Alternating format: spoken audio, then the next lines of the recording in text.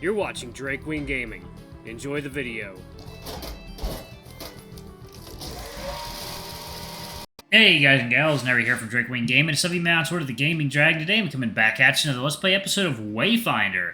So yeah, let's go ahead and jump right back into it, shall we? Alarm chain, you were up, and let's go. Yeah, there we go, okay. Alright, enter my apartment after another half day of mundane and mind-numbing monologues, lectures. Linus is there to greet me as usual. I bend over to pet him, then check his food and water. Still fine from the morning. Did you even eat, Line? Pretty kitty. Walking into my bedroom, my question is answered as a cool breeze swirls between my fingers. Shit. I forgot to close the window. He probably spent the whole day striding around the block, getting scraps from the butcher down the street or that street vendor on the corner. I move to close the window, but I stop when I see it.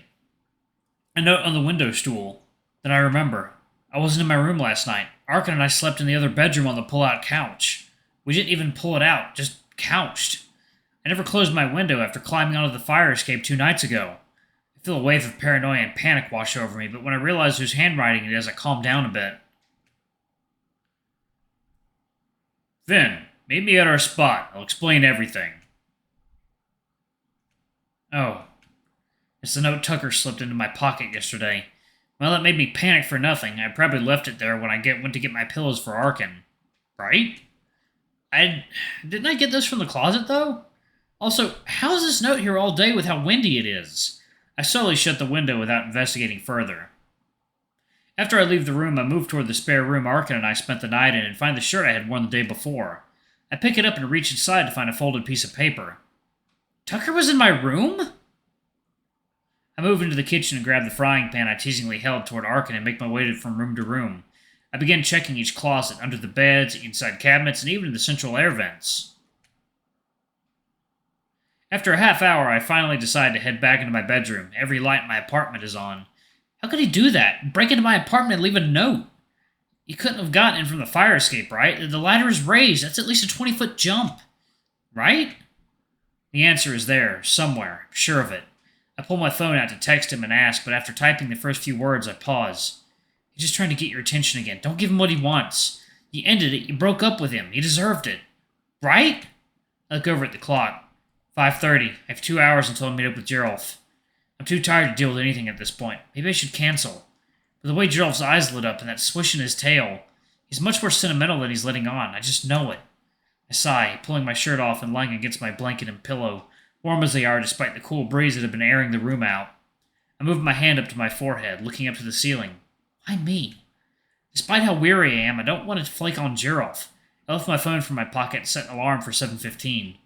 I lowered my phone onto my bedside table, and upon looking at the note I hadn't read yet, I reached for it and lifted it up over my head. I opened the note and read, Hey, Fynn, I know I haven't been acting the best lately, and I'm sorry. Can we please meet up? I promise I'll explain everything, but I'm running out of time to prove it. I only have another few days, maybe a week. Please, Scuttlebug. Please. Fuck. My eyes well up with tears. I can't have been wrong about this. I just can't. I spent the last month hating him and hurting over this. What was it all for? I lie there for another 10 or so minutes until I feel my eyes getting heavier, and after closing them, I drift off to sleep.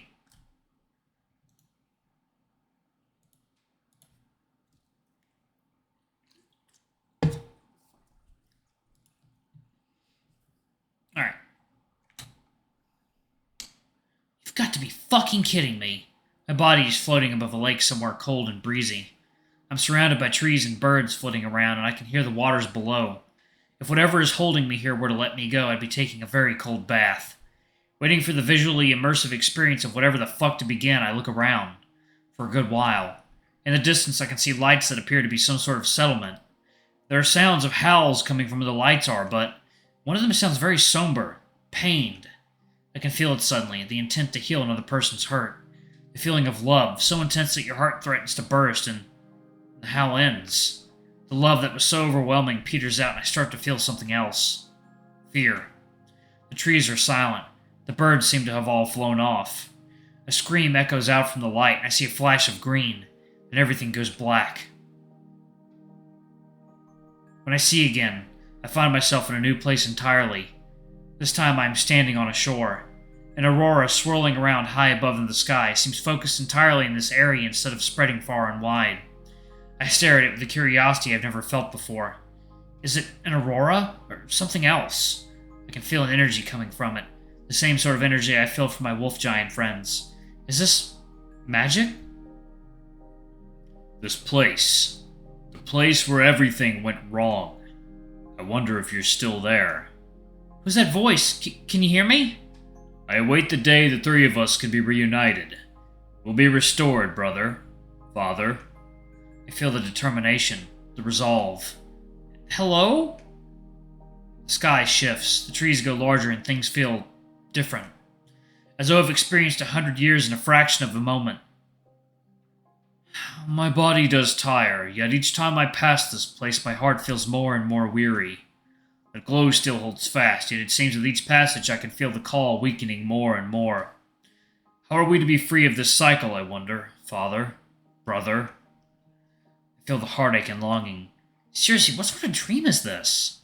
I don't know what any of it means.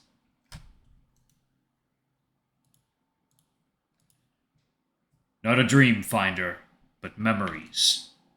Memories? Whose memories? I find the sky beyond the aurora changing, the trees growing longer once more. Is this what it meant to be Is this what it is to be immortal? Eventually the changing scenery slows to a halt, and I feel something strongly and suddenly overtake me. Grief. Despair. As if I were reaching up to the heavens from the murky depths beneath the icy water, damned to see the magic aurora and powerless to free myself. I'm here. Why can't you hear me? Hello? My sons, I am here, reaching for you. Please, come back. Skol. Haiti. Sorrow. Loneliness. Skol. Haiti. That must mean... I reach out. I fought a father chained. His sons bound to an endless cycle of grief and misery. I hope he can hear me, though I have a feeling he won't. I'm here, Fenrir, right? Fenrir, right? I'm right here. Where are you? There's no response.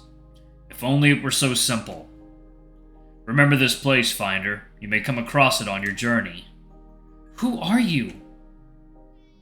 As soon as the question is asked, I find myself being pulled away from this place, and as a veil of lethargy washes over me, I jolt upright in my bed to the sound of Linus meowing at the window. Of course, some more cryptic bullshit. Why do I even bother? I turn to look at the alarm.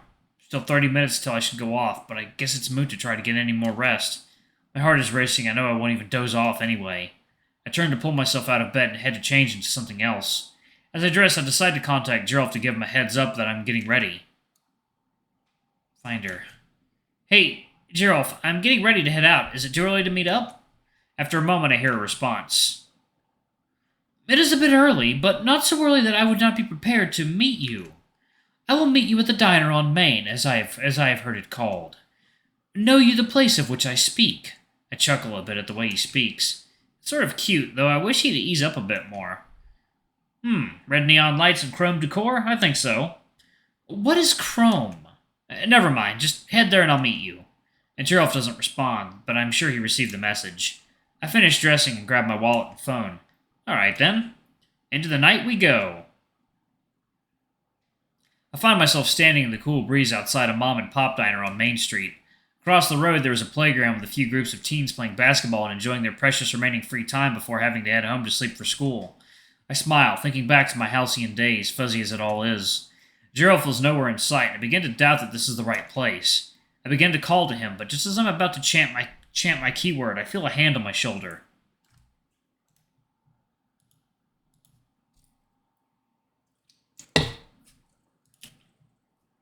Turning around suddenly enough to stumble, I'm greeted by the azure-eyed wolf as he holds me upright. Steady there, friend. Sorry, you surprised me.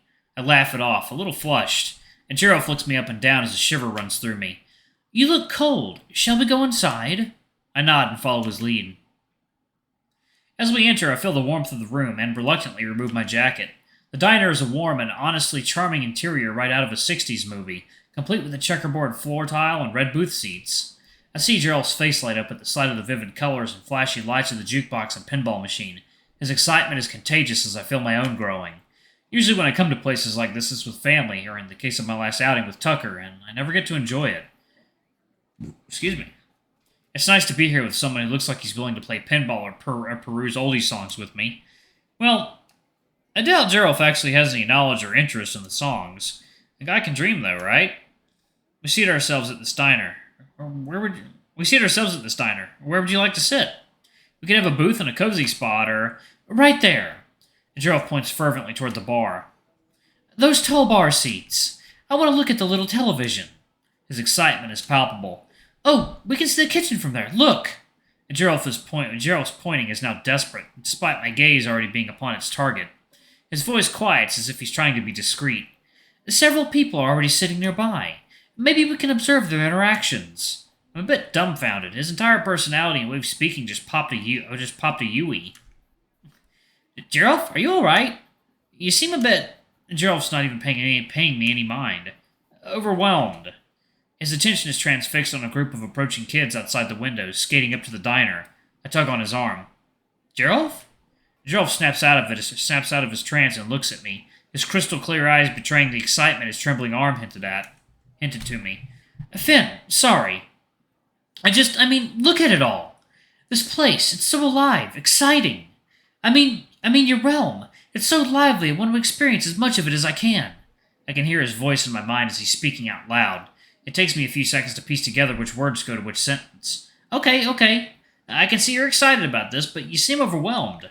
Can we go sit down and talk for a bit? We can order some food and sit here and let you soak in the experience and maybe get used to it?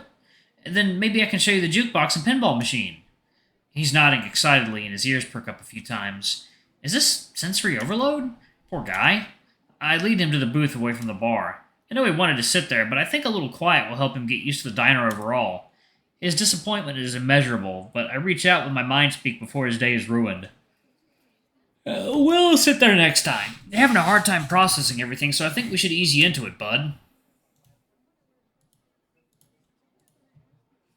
He frowns but nods, and although he's a bit sad for a minute, it all disappears when the server, a middle-aged man with an almost too happy smile, arrives. He takes our drink order, and I wonder if wolf giants can have a half the drink menu when Gerald orders a beer.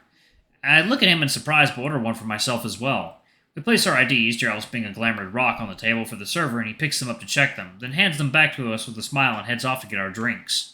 You drink beer? Of course. Gerald's face takes on a strange expression, like he's trying to be confident.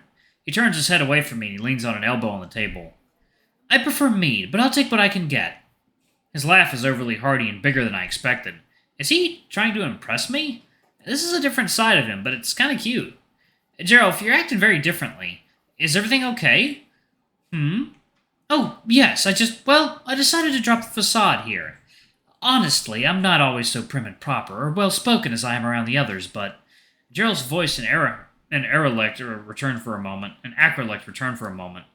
I need to conduct myself in a manner befitting my lineage and house when necessary. He relaxes again. With you, though, I'd like to consider you an ally and hopefully a friend. I know it's a bit presumptuous, but I fully intend to show you and everyone else how much of a boon I'd be as the great chief, when the time is fitting. So, while we're here and don't have much else to do until you've made your decision, why not enjoy this time? I can be myself a bit more. I'm stunned, but understand, I suppose. I smile. Well then, in that case, I reach out a hand for him to shake. It's nice to meet you, real Gerald. Alright, y'all, I'm going to pause it right there. Thank you all so much for watching. Don't forget to like, comment, subscribe, ring that notification bell, and check out our Patreon if you can. It always helps. Alright, y'all, I'm recorded this late at night. I'm going to go ahead and skedaddle. Alright, I love you all, and I'll see you all in the next video. Bye-bye!